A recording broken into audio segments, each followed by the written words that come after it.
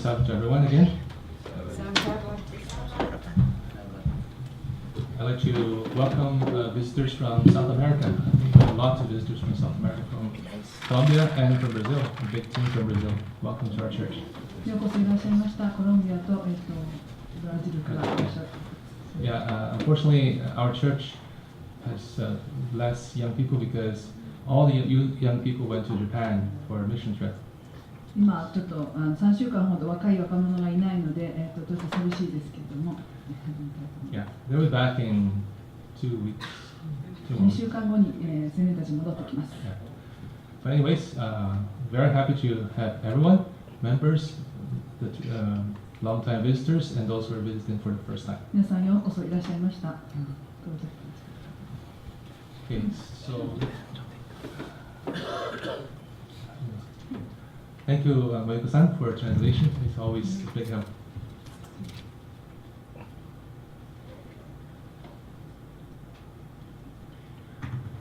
From time to time, drought happens in many countries in the world. 世界中の国々で干ばつが多く発生しています。In Africa, as a result of drought, there's great famine. 干ばつの結果、アフリカでは大きな危機があります。Well, in Canada has been blessed with so much water, abundance of water, but water is rare and precious in many places. カナダは豊富な水に恵まれていますが、世界の多くの場所で水は貴重なものです。And there are countries where women carry water in big buckets for long distance. ある国では女性が頭の上で水を長距離で運ぶところがあります。Sometimes there's been interruption of water in my house and it's been a major inconvenience. 私の家では時々断水することがあり、それがとても生活できないような状況を引き起こしました。We may not have drought in our land, but there's drought of our soul, the emptiness in our heart. 私たちの国には干ばつはないかもしれませんが、魂の渇き、心の中の空虚があるのではないでしょうか。We may not have drought of water, but we still have sickness and infirmities. 私たちには水による災害はないかもしれませんが、それでも病気や疾患が存在します。We may not be in a time of famine, but we still have problems and afflictions. 私たちには危機の恐れはないかもしれませんが、それでもさまざまな問題や苦しみがあります。We all suffer in one way or another, and there's no one who I think there's no problem. 私たちは皆何らかの形で苦しんでおり、人生に問題のない人は誰もいないと私は信じています。You know, the Bible has stories, similar stories of time of famine and drought. 聖書には飢餓や干ばつの時代の話があります。During the time of prophet Elijah, there was great apostasy in Israel. 預言者エリアの時代、イスラエルには大きな廃墟がありました。During that time, there was a king called King Ahab who married Jezebel, a daughter of a pagan land. アハブの王は異教のシドニア人のイゼベルと結婚しました。And the Bible says that Ahab provoked the Lord. He did all kinds of bad things, more than any other king before him. 聖書はアハブが彼の前にいたすべての王に勝ってイスラエルの主なる神を起こさせたと記しています。So God said to King Ahab through prophet Elijah, そこで神は預言者エリアを通してアハブに言われました。As the Lord God of Israel lives, before whom I stand, there shall not be dew nor rain these years, except at my word. 私の仕えているイスラエルの神、主は生きておられます。私の言葉のないうちは、数年雨も梅雨もないでしょう。And the drought was intense, and there was a great famine in the land. その干ばつは激しく、飢餓をもたらしました。So we see the story in 1 Kings 17. The word of the Lord came to Elijah. 列王記上17章では、その時のエリアの物語を見ることができます。The word of the Lord came to Elijah, Arise, go to Zarephath, which belonged to Sidon, and dwell there. See, I have commanded a widow to take care of you. 主の言葉がエリアに臨んだ。立ってシドンに属するザテパでへ行ってそこに住みなさい。私はそのところのやもめ女に命じてあなたを養わせよう。And when Elijah went to Zarephath, he saw a widow gathering sticks, and he said to her, そこで彼は立ってザレパでへ行ったが、町の門に着いたとき、一人のやもめ女がそのところで焚き木を拾っていた。彼はその女に声をかけていった。So Elijah said to her, to this poor woman, Please, bring me a little bit of water and make me a piece of bread. 器に水を持ってきて私に飲ませてください。彼女が言ってそれを持ってこようとしたとき、彼は彼女を呼んでいった。手に一口のパンを持ってきてください。But then the widow said, As the Lord lives, I don't have anything. I only have a handful of flour in a bin, and a little oil in a jar, and I'm going to prepare the very last food, that I may eat it and my son, and then we're going to die. 彼女は言った。あなたの神、主は生きておられます。私にはパンはありません。ただ、亀に一握りの粉と瓶に少しの油があるだけです。今私は焚き木2、3本を拾い、家へ帰って私の子供たちにそれを調理し、それを食べて死のうとしているのです。Then Elijah said to her, Do not fear. Go and do as you have said. But make me a small cake from it first and bring it to me, and afterward make some for yourself and your son. For thus says the Lord God of Israel, the bin of flour shall not be used up, nor shall the jar of oil run dry, until the day the Lord sends rain on the earth. エリアは彼女に言った。恐れるには及ばない。言ってあなたが言った通りにしなさい。しかしまずそれで私のために小さいパンを作り、一つ作って持ってきなさい。その後あなたとあなたの子供のために作りなさい。主が雨を地のもってに降らす日まで、亀の粉は尽きず、瓶の油は絶えないとイスラエルの神、主が言われるからです。So she went and prepared a cake for Elijah. And the story says that she and her household ate for many days. The bin of flour was not used up, nor the jar of oil run dry, according to the word that the Lord has said. 彼女は言って、エリアが言った通りにした。彼女と彼および彼女の家族は久しく食べた。主がエリアによって言われた言葉のように、亀の粉は尽きず、瓶の油は絶えなかった。Now, after these things, this woman had a son, and the son got sick and died. これらの後、その家の主婦であるこの女の男の子は病気になった。その病気は大層重く、息が絶えたので。So she said to Prophet Elijah, What did you come here? Did you come here to show me all my sins, and see my son die? 彼女はエリアに言った。神の人よ、あなたは私に何の恨みがあるのですか？あなたは私の罪を思い出させるため、また私の子を死なせるためにおいでになったのですか？ So Elijah said, Bring your son to me. エリアは彼女に言った。子を私に起こしなさい。And Elijah took her son into his arms, took him to the upper room, and then put it on the bed. And he prayed to the Lord, Oh Lord my God, why did you bring tragedy in the house that I'm lodging? そして彼女の懐にから子供を取り、自分のいる屋上の部屋へ抱えて登り、自分の寝台に寝かせ、主に呼ばわっていった。我が神主よ、あなたは私が宿っている家の獲物にさえ災いを下して子供を殺させるのですか？ And then Elijah stretched out himself on the child 3 times, and then prayed to the Lord, Lord God, I pray, let this child's soul come back to him. And then the Lord heard the voice of Elijah, and the soul of the child came back, and he revived. そして3度その子供の上に身を伸ばし、主に呼ばわっていった。我が神主よ、この子供の魂のもとに帰らせてください。主はエリアの声を聞き入れられたので、その子供の魂は元に帰って、彼は生き返った。You know, this is a fascinating story because not many places we see accounts of resurrection or reviving a dead person. We see in New Testament, but in the Old Testament, not many places. And not only that, but God brought food in times of famine. これはとても魅力的な話です。神が飢餓の時に食べ物を持ってきただけでなく、エリアの祈りの結果として死んだ子供に人生をもたらしたからです。旧約聖書の多くの場所には復活の場面が書かれています。I wish Elijah was here today because I need his prayers for our church. Our church members are facing a lot of problems, sickness, and I wish we could have Elijah with us. 私はエリアがこの現代にいてくれたらと思います。私たちの教会員が直面している問題のために彼の祈りが必要だからです。But what is more fascinating about Elijah is what the book of James says about him. しかしエリアについてもっと素晴らしいことはヤコブ書に書かれています。Elijah was a man with a nature like ours, and he prayed earnestly that it would not rain. And it did not rain on the land for 3 years and 6 months. エリアは私たちと同じ人間であったが、雨が降らないようにと祈りを捧げたところ、3年6ヶ月の間、地上に雨が降らなかった。And he prayed again, and the heavens gave rain, and the earth produced its fruit. それから再び祈ったところ、天は雨を降らせ、地はその実を実らせた。Elijah was not different from us. エリアは私たちと同じような存在でした。Because most of us think that Elijah was like a superman. He was a superman of God, like no one existed before. 私たちの多くは、エリアはそれ以前に誰も存在したことがなかったような神の人であると考えます。After all, Elijah faced the 450 prophets of Baal at Mount Carmel. 結局、彼はカルメル山山でバールの預言者450人に直面しました。He prayed to God, and God sent fire from heaven. それから彼は天より火を降らせた神様に祈りました。But you may not realize, but every day you and I live thanks to miracles of life.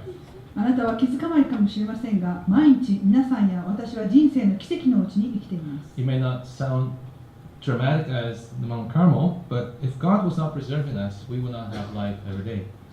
カルメル山で火が降ってきたような劇的ではないかもしれませんが、もし神が私たちを守ってくださらなかったなら、私たちはここにいません。Every day we wake up, we eat, we go to work, we go study and do all kinds of things, thanks to the gift of life that every moment God is giving to us.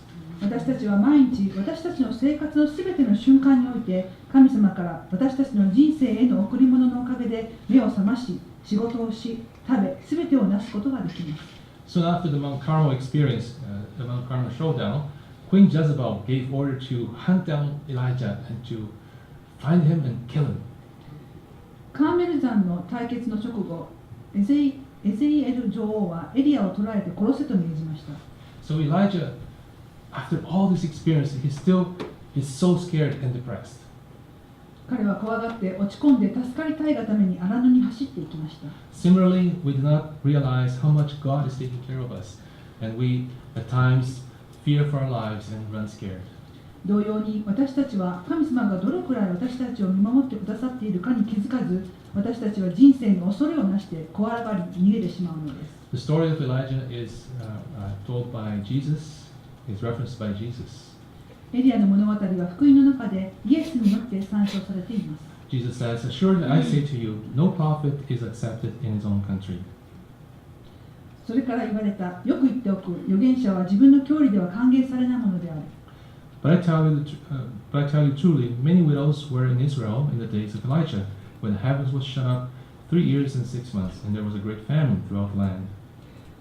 よく聞いておきなさい。エリアの時代に3年6ヶ月にわたって天が閉じ、イスラエル全土に大きな危機があった際、そこには多くのやめもめがいたのに。But to none of them was Elijah sent except to Zarephath, in the region of Sidon, to a woman who was a widow. エリアはそのうちの誰にも使わされないで、ただシドンのサレプタにいる一人のやもめにだけ使わされた。And many lepers were in Israel in the time of Elisha the prophet, and none of them was cleansed except Naaman the Syrian. また預言者エリシャの時代にイスラエルには多くの雷病人がいたのに、そのうちの一人も清められないで、ただシリアのナーマンだけが清められた。You know, God is waiting to provide for his blessings and meet our needs, but Jesus says that no prophet is accepted in his own country. 神は私たちの必要を満たすために熱心に待っていますが、イエス様は預言者は自国では受け入れられませんと言います。And Jesus said that famine was all throughout the land, but Elijah was sent only to the land of a pagan nation and to a woman in Zarephath. イエスは彼らに飢えが現れたとき、エリアはイスラエルの地には行き渡らず、シドンの異国の地、ザレファテの貧しい女に使わされたことを彼らに思い起こさせました。Today we need God's grace and his wonderful blessings, like this woman in the poor region of Sidon. シドンの貧しい地域のこの女のように、神の恵みと福音が必要です。But Jesus says that if we do not humble ourselves, accept Jesus in our hearts, we will not see the same results as Elijah. しかし、イエス様は自分自身を謙虚にしないで、心の内にイエスを受け入れるならば、エリアと同じ結果を見ることはないと言います。The Bible says in John chapter 1, He was in the world, and the world was made through him, and the world did not know him. ヨハネ1の10から13に、彼は世にいた、そして世は彼によってできたのであるが、世は彼を知らずにいた。He came to his own, and his own did not receive him. 彼は自分のところに来たのに、自分の民は彼を受け入れなかった。But as many as received him, to them he gave the right to become children of God, to those who believe in his name. しかし彼は受け入れた者、すなわちその名を信じた人々には、彼は神の子となる力を与えたのである。Who are born not of blood, not of the will of the flesh, nor of the will of man, but of God. それらの人は血筋によらず、肉の欲によらず、また人の欲にもよらず、ただ神によって生まれたのである。So the question is, how can we receive Jesus? 私たちはどのようにしてイエス様を受け入れることができるでしょ Well, う we か。 know that we need to be born again, accept Jesus as our Lord. 私たちは新たに生まれてイエス様を主として受け入れる必要があります。 We need to be baptized and obey him. それらは私たちがバプテスマを受け、彼に従う必要があります。 But then we need to commune with him, with Jesus every day, every hour, every moment. 私たちは毎日、毎時間、常にイエス様と交わる必要があります。 The question is, how can I have this intense relationship with Jesus? では、どのようにそのような親密な関係をイエス様と持てるのでしょうか。 How can I submit to his will? いつも主の御心に服従することができるでしょうか。 First Thessalonians says that we need to pray without ceasing. テサロニケ第5の12、17節ではこのように言われています。 But then you may say, pray without ceasing. 絶えず祈りなさい。 Then you may say, how can I pray when I'm working? How can I pray when I'm studying? How can I pray when I'm doing my things? 皆さんは働いたり勉強しているときにどうすれば祈れるだろうと言うかもしれません。 The author otherwise says that in the book Steps to Christ, ホワイト夫人はキリストへの道の次のように言っています。 prayer is the opening of our hearts to God. Prayer is the opening of the heart to God as your friend. Sorry. 祈りとは友達に語るように心を神に打ち明けることです。 So when you are at work, you talk with your coworkers, don't you? Why not with God?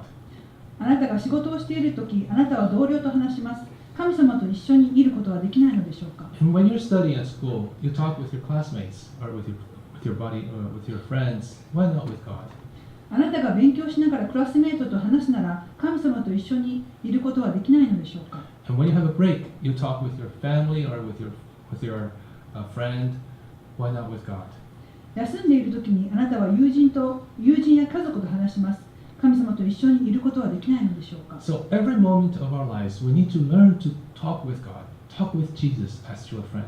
あなたの毎日の生活の中で私たちは友と話すように神様と話すことを学ばなければなりません。 Another thing is every moment of your life, we need to make a decision, don't we? あなたの生活のあらゆる瞬間にあなたはそのような意思決定をする必要があります。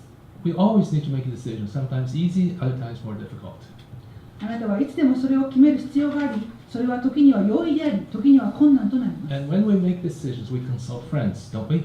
Or consult your family. 私たちは何かを決めるときには友人にアドバイスを求めないでしょうか。 But speak to God in your heart. Tell Him of the things that you need to do or to make a decision and ask for help. This is talking with God. あなたの心の中で神様に話し、あなたに必要なことを主に話し、助けと助言を求めてください。 This is what follower of Jesus is all about. それがイエスの信者がなすことのすべてです。 This is what praying without ceasing is all about. それはすべてにおいて絶え間なく祈ることです。 Ask for the Holy Spirit to fill your life. 聖霊があなたの人生を満たすように祈ってください。 Luke chapter 11 says, So I say to you, ask and it will be given to you, seek and you'll find, knock and it will be open to you.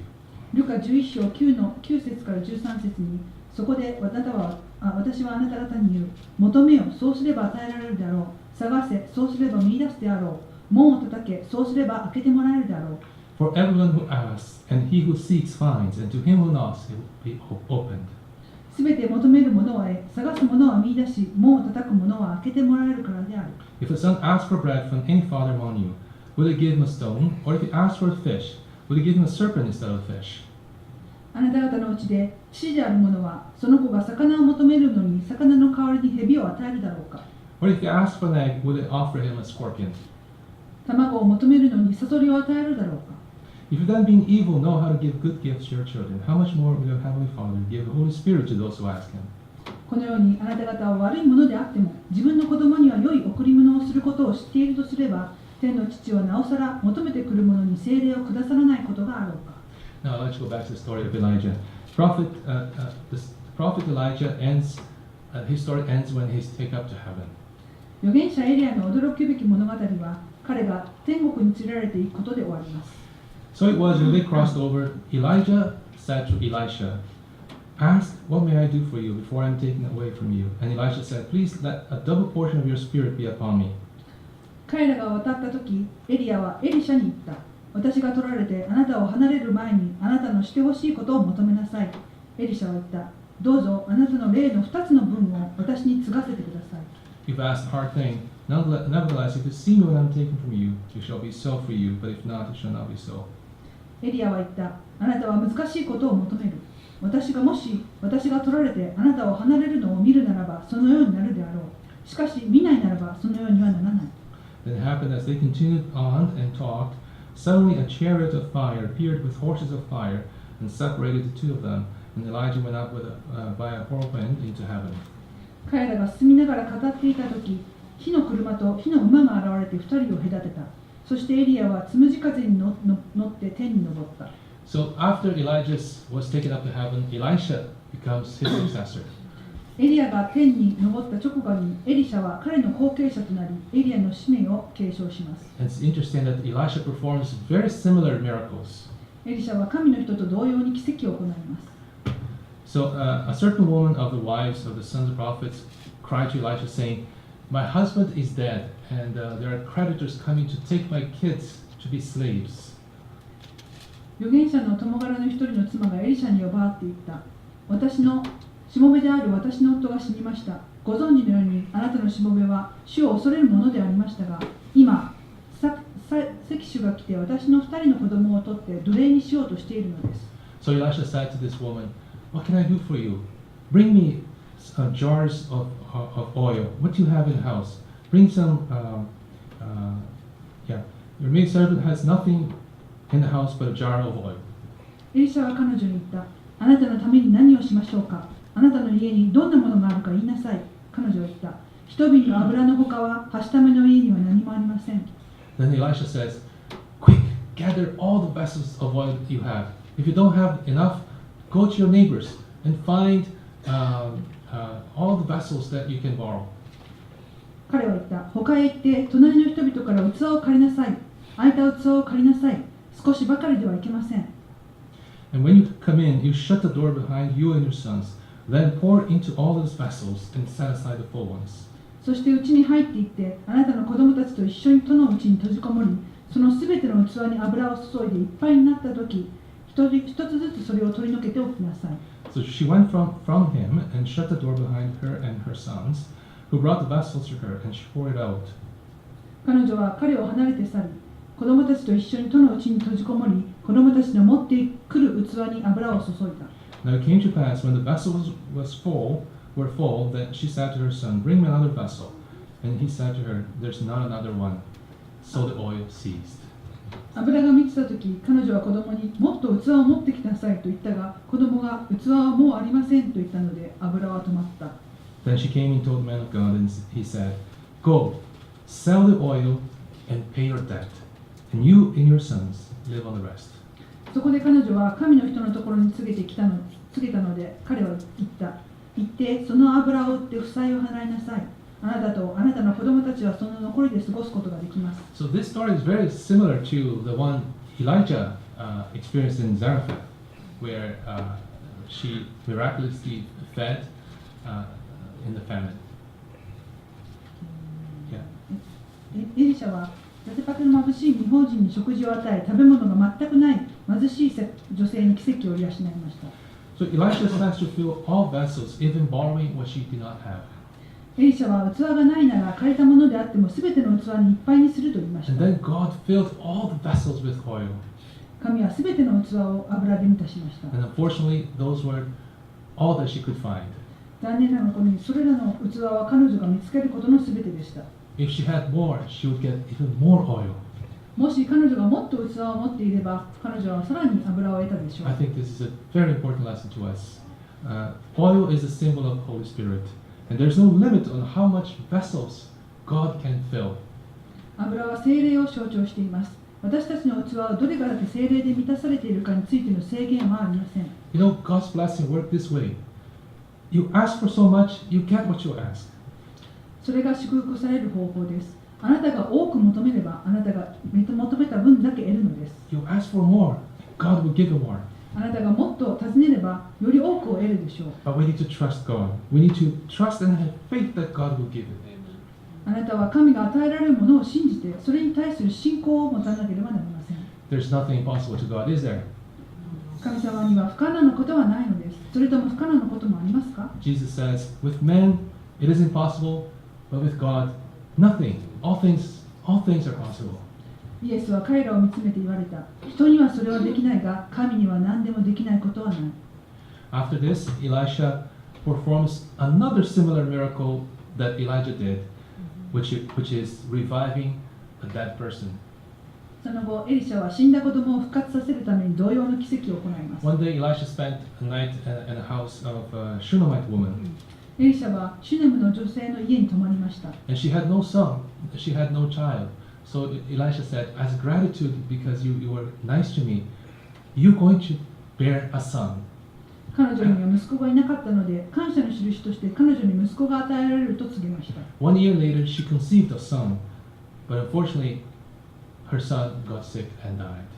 1年後、彼女は想像して息子を産みましたが、でも残念ながら息子は病気になり死んだのでした。When Elisha returned to her house, she saw the son dead in the bed. そしてエリシャは彼女の家に戻ってきたとき、子供は死んでベッドの上に横たえられていました。So Elijah shut the door and prayed to the Lord. エリシャは彼らの後ろのドアを閉め、主に祈りました。Elisha put his mouth on the mouth of the boy, his eyes on his eyes, his hands on his hands. 彼は子供の上に体を横たえ、口を彼の口に、彼の目を彼の目に、そして彼の手を彼の手の上に置きました。He stretched himself out on the child, and the flesh of the child became warm. 彼は子供の上に自分自身を伸ばしたとき、子供の体は温かくなったのでした。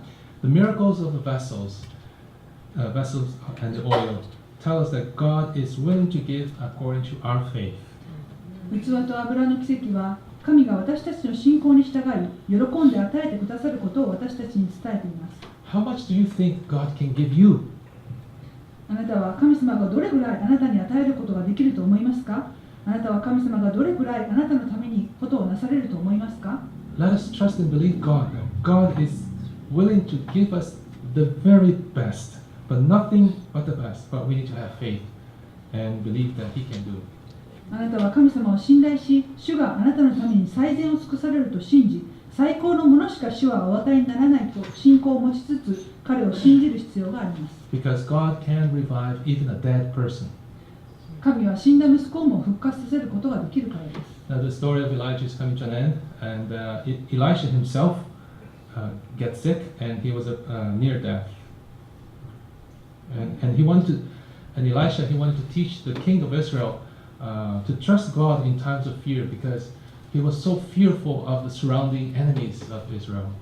エリシャは病気で死にそうになったとき、イスラエルの王に恐れや権威の時にこそ、神を信じるように教えたいと思っていました。Elisha had become sick with illness of which he would die. Then Joash, the king of Israel, came down to him and wept over his face and said, "Oh, my father, the chariots of Israel and their horsemen." さて、エリシャは死ぬ病気にかかっていたが、イスラエルの王ヨシアは下ってきて、彼の顔の上に涙を流し、我が父よ、我が父よ、イスラエルの戦車よ、その騎兵よ、と言った。And Elisha said to him, "Take a bow and some arrows." So he took himself a bow and some arrows. エリシャは彼に弓と矢を取りなさいと言ったので、矢と弓を取った。Then he said to the king of Israel, "Put your hand on the bow." So he put his hand on it, and Elisha put his hands on the king's hands. エリシャはまたイスラエルの王に弓に手をかけなさいと言ったので手をかけた。するとエリシャは自分の手を王の手の上に置き、And he said, "Open the east window." And he opened it. Then Elisha said, "Shoot." And he shot. And he said, "The arrow of the Lord's deliverance, and the arrow of deliverance from Syria. For you must strike the Syrians at Aphek till you have destroyed them." 東向きの窓を開けなさいと言ったので、それを開けるとエリシャはまたいなさいと言った。彼がいるとエリシャは言った。主の救いの矢、スリアに対する救いの矢。あなたはアペクでスリア人を打ち破り、彼らを滅び尽くすであろう。Then he said, "Take the arrows." So he took them. And he said to the king of Israel, "Strike the ground." So he struck 3 times. 3 times only, and he stopped. エリシャはまた矢を取りなさいと言ったのでそれを取った。エリシャはまたイスラエルの王にそれを持って地を見なさいと言ったので3度言ってやめた。And the man of God was angry with him and said, You should have struck 5 or 6 times. Then you have struck Syria till you have destroyed it. But now you strike Syria only 3 times. すると神の人は怒っていった。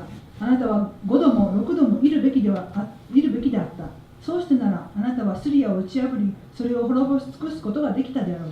しかし今あなたはそうしなかったので、スリアを打ち破ることはただ3度だけであろう。The lesson from the stories of Elijah and Elisha are very similar. 預言者エリアとエリシャの話からの教訓は似ています。We need to trust that God is willing to give us the best.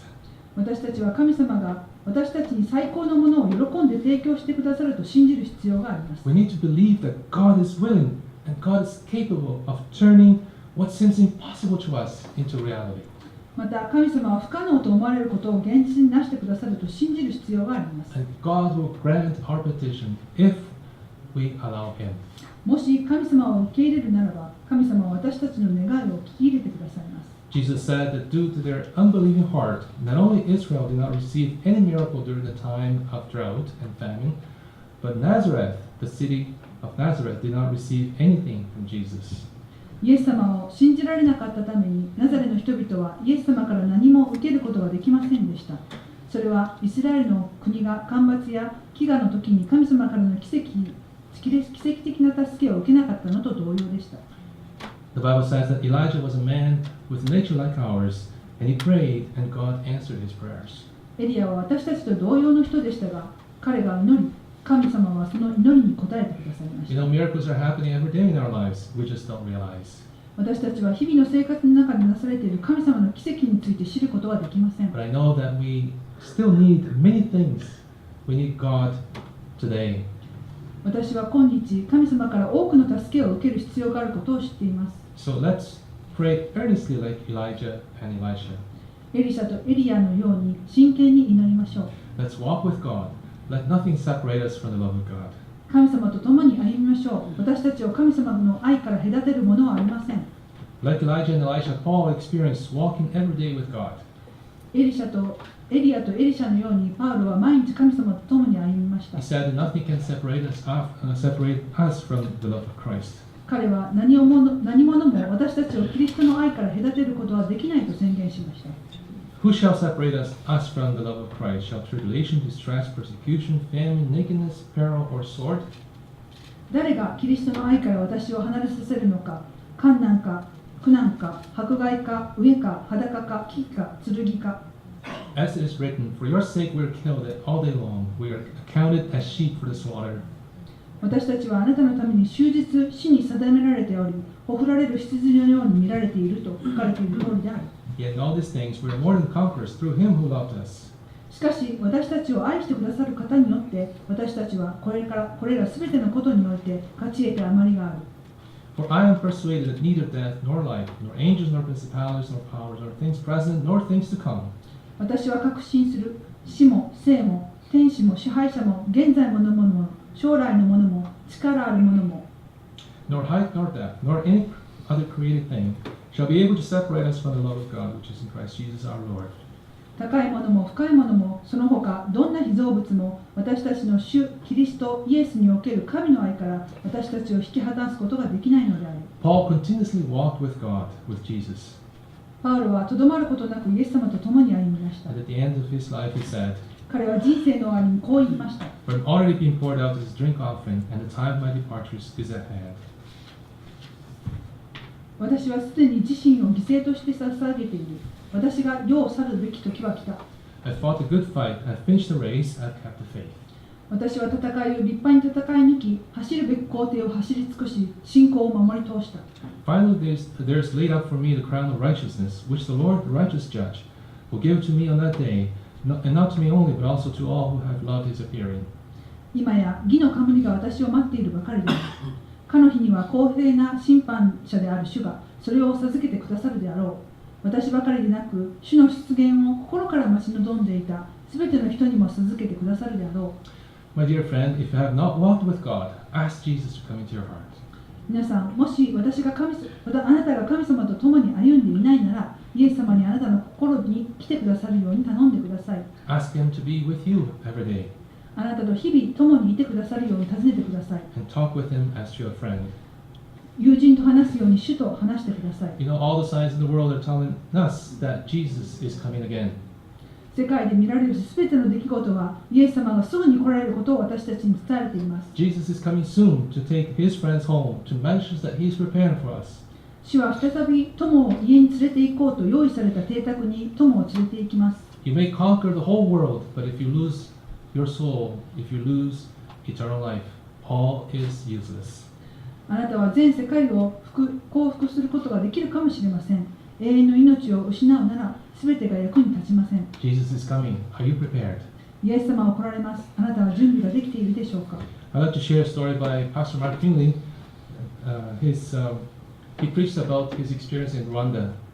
マーク・フィンレイ牧師はかつてルワンダでの彼の経験について説教しました。Mark Finley had a chance to speak to survivors of the genocide that happened in early 90s.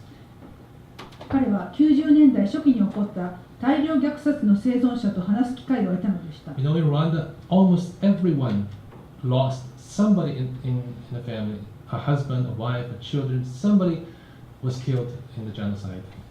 今、生き残っているほとんどの人々は家族や親戚、妻、夫、子供を失っています。 They're all murdered by a militia who killed people with machetes in an indescribable violence. 全員が想像のできないような暴力を民兵たちから受けて殺害されました。 Before the genocide, there was about 100,000 Adventists, and they were all slaughtered by the militia simply because they were members of the minority Tutsi. 10万人のアドベンチスト教会の人々は少数民族の土人であったため、6ヶ月間のうちに虐殺されました。 Pastor McFinley shared the story of Adele Selfu in his sermon. フィンレイ牧師はアデル・セルフの話を彼の説教の中で話していました。 Adele and her husband, along with 60 people, they were hiding in the basement of a church. 彼女は夫と一緒に教会の地下で他の人たちと隠れていました。 But suddenly, the killers came and they killed 45 out of 60 people. その後、殺人犯が来て60人のうち45人を殺しました。 They came with machetes and they hit her husband's head and split open. 民兵は彼女の夫の頭を砕き、激しく殺害した。 Then they hit her as well and with machetes several times. それから彼女は大きなナタを数回彼女にも振り落としました。 She still bears the marks of machete on her head, back, and her hands. 彼女にはまだナタで殴られた跡が頭、背中、手に残っています。 And she was bleeding intensely, and they thought she was dead. 彼女はひどく出血していて、兵士たちは彼女が死んだと思いました。 After 3 days, the militia moved on. 3日後、民兵の集団は移動を始めました。 So the villagers came to bury all the dead in the multitude. 村人たちが死人を埋葬しようとしたとき、彼女にまだ脈があったときに気づき、救出されました。 And they noticed that she still had pulse, and then she was rescued.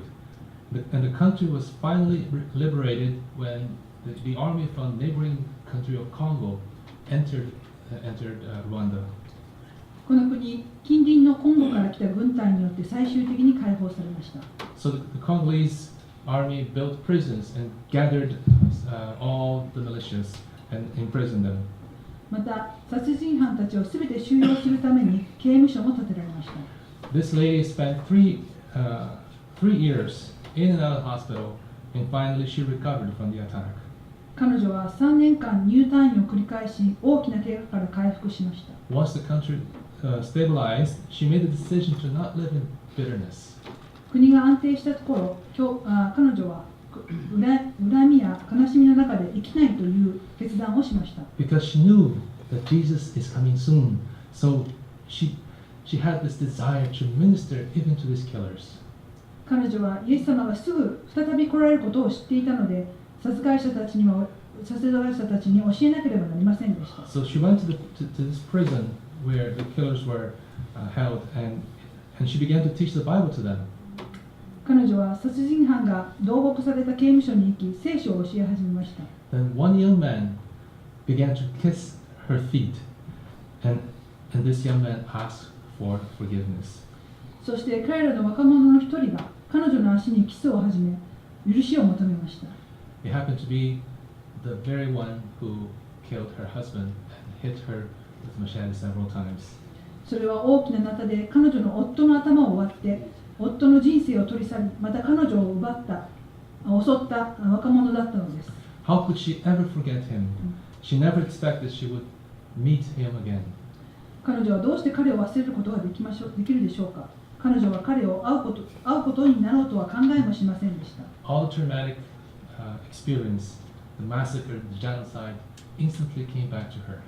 すべてのトラウマと大量虐殺の経験がすぐに彼女の記憶に戻りました。But now he was asking for forgiveness. Then she said, I'm going to forgive you. And he started Bible study with her for 6 months. しかし今、彼は許しを求めていました。彼女はその後、彼女が彼を許して、彼と6ヶ月の聖書研究をしたと言っています。On the day of his baptism, he publicly confessed his sins. 彼はバプテスマの日に公に自分の罪を告白しました。Eventually, there was amnesty in the country, and this young man was released from prison. この国には恩赦があり、この若者は刑務所から解放されました。He was released, but he had no place to go because his own parents were murdered. しかし彼は両親もまた大虐殺で殺されていたために彼には行く場所がありませんでした。Then the unexpected happened. This woman decided to adopt him as her own son. そこでこの女性は彼を息子として引き取ることにしました。This woman puts her arms around him and introduced him to Pastor Mark Finley. この女性は彼に腕を回し、マーク・フィンレイ牧師に彼を紹介しました。And she says, This is now my son. One day, Jesus will come and the past will be gone. これは今の私の息子です。彼女は言いました。その日、イエス様が来られて過去は消え去ります。And she says, What inspires me is the forward look. この希望はなんと素晴らしいインスピレーションを私に与えてくれるでしょう。Because Jesus is coming again and the past sins will be gone. イエスは再び来られます。すべての過去の罪はなくなりますと彼女は言いました。When I reflect upon this story, I ask myself, is there any bitterness in our lives? あなたの人生に苦痛はありますか？ Is there any hardship in our lives? あなたの人生に苦労はありますか？ If God can transform Miss Adele Selfo and take away the bitterness of our life, God can certainly work miracles in our lives too. もし神様がアデル・セルチュとチュルを変えて人生の苦しみを取り除くことができるのならば、神様は確かにあなたの人生で奇跡を起こすことができるのです。Because the cross of Christ leads us to forgiveness and surrender. キリストの十字架は私たちに許しと自己を捨てることへと導きます。And the life with Christ leads us to hope, to resurrection and eternal life when we will no longer have pain and sufferings. キリストと共にある人生は希望、復活、そして永遠の命につながり、その時私たちはもはや痛みや苦しみを経験することはありません。There can be many miracles that we want, but this is the greatest miracle. This is the greatest miracle that God can perform in our heart. イエス様はあなたが主を自分の心に招くならば、あなたの人生において最大の奇跡を行うことができるのです。Jesus can change your heart forever and make you a new person. イエス様は永遠にあなたの心を変えてくださり、あなたを新しい人に作り変えてくださるでしょう。I'd like to finish with this verse, John 8:36. Therefore, if the Son makes you free, you shall be free indeed. ヨハネ 8:36 に、だからもし子があなた方に自由を得させるならば、あなた方は本当に自由なものとなるのである。May God bless you. 神様の祝福があります。